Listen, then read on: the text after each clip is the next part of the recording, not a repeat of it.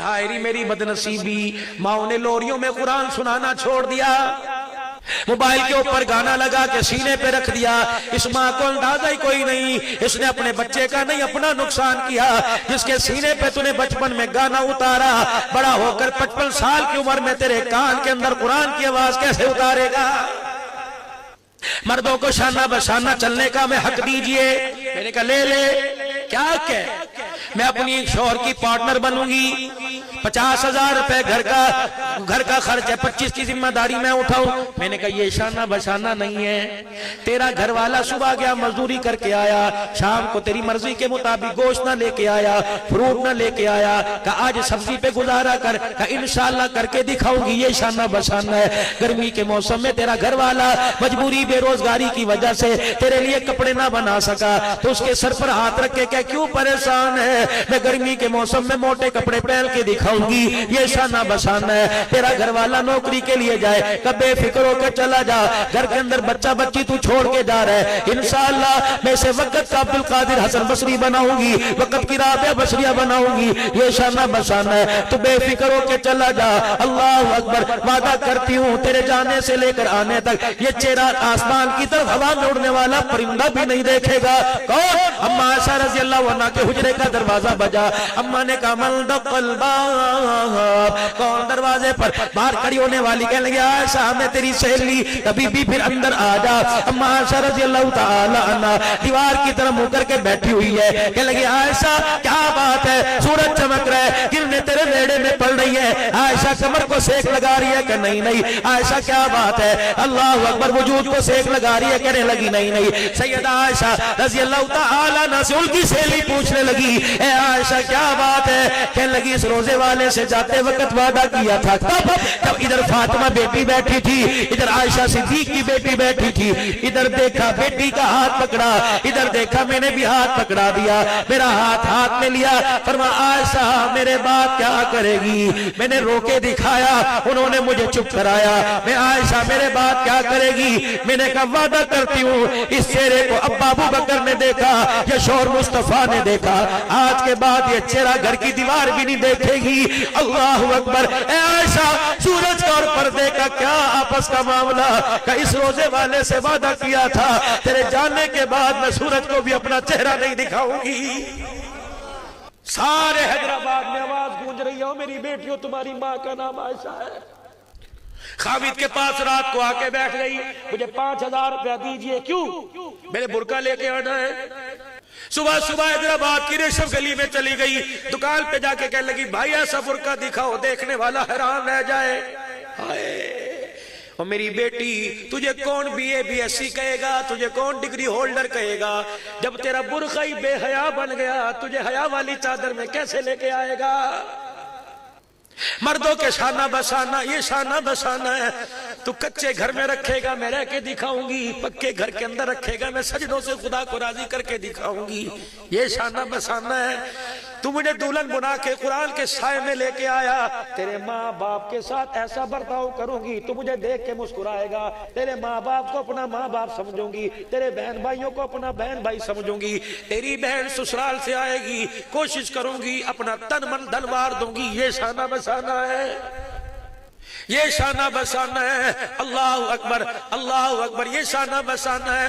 دروازہ بجا، کون؟ علی، آؤ اندر۔ سیدہ فاطمہ تو زہرا رضی اللہ عنہ کام کر رہی ہے، ہائے پاک گھرانہ، اہل البیت کا گھرانہ، تھکے تو نہیں؟ علماء اکرام اجازت ہے؟ اہل بیت کا گھرانہ، جس گھر کے اندر جنت کے 2 پھول، جس گھر کے اندر جنتی عورتوں کی سردار، جس گھر کے اندر نبی کا انت اخی فی الدنیا والآخر، میرا دنیا آخرت کا بھائی علی ہے۔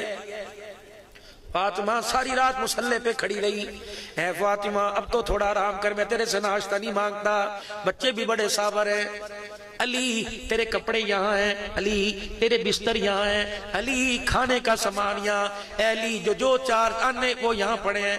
فاطمہ میں نے پوچھا کوئی نہیں تو کیوں بتا رہی ہے؟ کہ علی فجر کی نماز پڑھ کے مصلی پر ذکر کر رہی تھی اشراق کے انتظار میں، آنکھیں بند کی، ابا جان خواب میں آ گئے اور بڑی افسردگی میں میرے سے پوچھا فاطمہ کتنے دن ہو گئے روٹی نہیں کھائی؟ میں نے اشارہ کیا 4 دن ہو گئے۔ کہا فاطمہ گزارا کیسے کر رہی ہے؟ کہ کھجور کے دانے پہ روزہ، کھجور کے دانے پہ افطار۔ فرمایا فاطمہ ذرا دیکھنا۔ میں نے دیکھا جنت کی نعمتیں پڑی ہیں، سر پہ ہاتھ رکھ کے فرمایا فاطمہ آج آخری دل تیرے فاقے کا تھا، روزہ علی کے گھر میں رکھا، افطاری جنت میں میرے ساتھ کرے گی۔ علی میرے پاس وقت کم ہے، ابا مجھے بلا رہا ہے، لگتا ہے میرا وقت آ گیا۔ حضرت علی وہیں بیٹھ گئے، سیدہ کا ہاتھ پکڑ کے کہنے لگے فاطمہ تو نے تو 7 مرنے 7 جینے کا وعدہ کیا تھا۔ اے فاطمہ میاں بیوی ایک گاڑی کے 2 پہیے ہوتے ہیں، چل میرا نہیں، ان بچوں کا تو خیال کر، یہ اماں کس کو کہیں گے، ان کی تربیت کون کرے گا؟ علی ذرا میری بات سنو، علی ذرا میری بات سنو۔ کیا بات؟ اللہ اکبر۔ علی میری بات سنو، کیا بات؟ علی ذرا ہاتھ میں ہاتھ دینا، یہ وہ باتیں کر رہی ہے جو اماں خدیجہ نے حضور کے ساتھ کی تھی۔ سنا دوں تھوڑی سی اور بات۔ فاطمہ کے ابا جان جناب محمد عربی صلی اللہ علیہ وآلہ وسلم گھر تشریف لائے، اماں بے قرار ہو گئی، چہرہ کیوں اترا ہوا ہے؟ کچھ عرض کر دوں کا جی آج کسی نے پھر گالی دی کہ نہیں؟ آج کسی نے کوئی بکواس کی کہ نہیں؟ نماز پڑھتے ہوئے کسی نے تنگ کیا نہیں؟ گلی میں کسی نے پتھر مارا نہیں؟ کسی نے کچرے کا تسلا تو نہیں اوپر پھینک دیا کہ خدیجہ نہیں؟ پھر کیا بات ہے؟ آپ اس طرح چہرہ آپ کا اچھا نہیں، ذرا ہنس کے دکھائیے۔ اللہ اکبر۔ کملی والے اور سرخی تیرے چہرے پر، تیرا چہرے کی مزاج تیرے شایان نشان نہیں، ذرا ہنس کے دکھاؤ اس کو۔ آج ہنسنے، اے خدیجہ آج ہنسنے کو دل نہیں کر رہا، کیوں ہوا کیا؟ فرمایا خدیجہ دنیا اور اللہ کا رسول ایک گھر میں نہیں رہ سکتے، تجھے فیصلہ کرنا پڑے گا دنیا لے یا اللہ کا رسول لے۔ ہوئی کیا ہوا؟ جب سے تیرے گھر میں آئی رئیس مکہ تھی، مکے کی سب سے بڑی تاجرہ تھی۔ کملی والے میں نے کبھی نئے جوڑے کی فرمائش کا کوئی نہیں، کبھی میں نے دال روٹی کو کہا کہ گوشت کھانا ہے کہ نہیں۔ اے خدیجہ جب میں تیرے گھر کی چوکھٹ پار کرنے لگا 19 اونٹ تیرے دروازے پہ بندھے، خدیجہ یہ اونٹ رکھ یا اللہ کا رسول رکھ۔ غلام کو بلایا جلدی آ کیا کرنا ہے؟ کہ اونٹوں کی کھونٹوں سے رسیاں کھول کے گردن پہ ڈال دے، میں اتنا بھی نہیں پوچھوں گی صفہ والوں کو دینا ہے کہاں دینا ہے، دار ارقم میں بھیجنا ہے کہاں بھیجنا ہے۔ اللہ کے نبی اب فرمایا خدیجہ تیرے ہاتھوں کے کنگن اتارے، خدیجہ تیرے گلے کا ہار اتارا۔ کہ اللہ کے نبی اب بستر کی طرف نظر ڈالی، خدیجہ ابھی اور دنیا ہے۔ اماں خدیجہ نے تکیہ اٹھایا، بستر گدا اٹھایا، 40,000 درہم کی مٹھی بھری حضور کے قدموں پہ لا کے ڈال دی۔ اللہ کا پاک پیغمبر رو رہا ہے خدیجہ کی سخاوت پر، خدیجہ کے دینے پر۔ نبی کی آنکھوں میں آنسو آ گئے۔ اماں خدیجہ نے روتی آواز میں کہا سونے ذرا میری طرف دیکھو تو صحیح۔ خدیجہ کیا بات ہے؟ اماں نے اپنے کرتے میں گلے میں ہاتھ ڈال رکھا ہے۔ کملی والے اسے پہننے کی اجازت ہے کہ یہ بھی اللہ کے راستے میں دے دوں؟ اللہ اکبر۔ پھر یوں کر کے نبوت والا دامن پھیلا، اللہ میری خدیجہ کے درجے بلند کر دے۔ اللہ علی جبرائیل بھی آ کے کھڑا ہو گیا۔ کملی والے خدیجہ کی سخاوت نے آسمان والوں کو متاثر کر دیا۔